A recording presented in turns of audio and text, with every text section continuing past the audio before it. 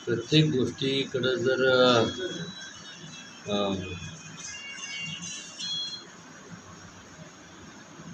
राजकारण म्हणून बघितलं जात असेल तर याच्या एवढं दुर्दैव असूच शकत. आज ही जी बदलापूरमध्ये जी घडली त्याच्या अगोदर पण भरपूर घटना घडल्या. काय झालं ते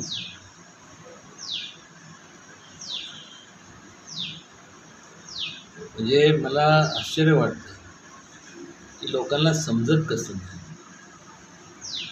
की हेच जर आपल्या कुटुंबातल्या कोणाबरोबर घडलं असतं तर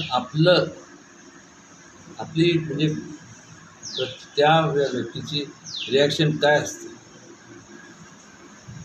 तरी देखील वकील पत्र अशा लोकांचं स्वीकारलं जातं. त्यातून ते कसे त्यांना निर्दोष करण्याचं सिद्ध केलं जातं. जर न्याय जर मिळत नसेल तर लोक तरी काय करणार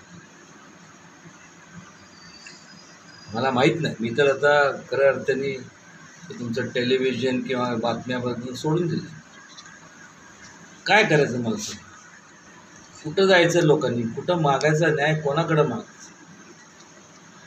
ज्या लोकांना मग कुठल्याही पक्षातले असतील, जे कोण त्यांचे लोकप्रतिनिधी असतील त्या विभागात, तर त्यांच्याकडे जाणार नाही किंवा न्यायदेवतेकडे जाणार नाही किंवा पोलीस प्रशासन किंवा जिल्हा प्रशासनाकडे जाणार नाही, तर कोणाकडे न्याय मागायचा.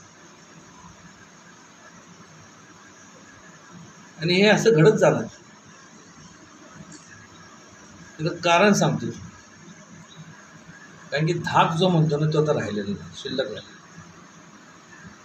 प्रत्येकजण जोपर्यंत स्वतःच्या म्हणजे कोणाच्यावर असं प्रकार होऊ नये अशी मी माझ्यासाठी छत्रपती शिवाजी महाराज देव की त्यांच्या चरणी मी प्रार्थना करतो. कोणावरही कोणीही असू दे असे घडतात. त्या काळात ज्या पद्धतीने महाराजांनी त्यांनी न्यायव्यवस्था केली त्या प्रकारची न्यायव्यवस्था झाली पाहिजे.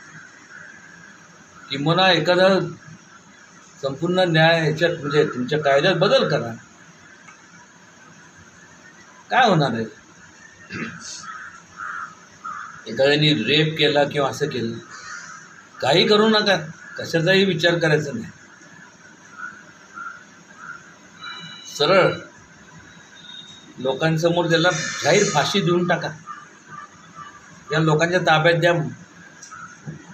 कारण की ह्याच्याशिवाय तुम्हाला सांगतो ना, आज समाज हा स्वतःला असुरक्षित समजतो.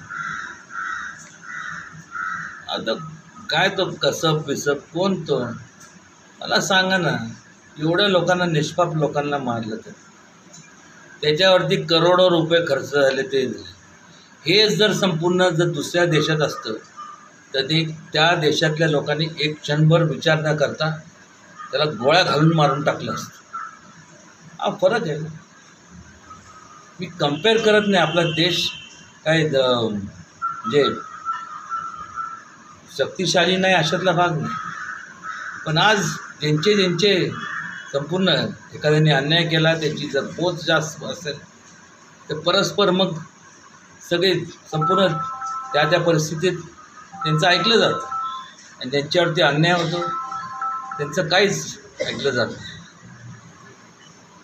कुठलीही बाबत, किरकोळ बाबत असू दे, म्हणजे एखादं तुमचं हे व्यवहार असेल किंवा तुमचं जमिनीचं काय असेल, त्याच्यावर सगळ्या बाबतीत त्या प्रत्येकाने जर विचार केला नाही तर अवघड आहे.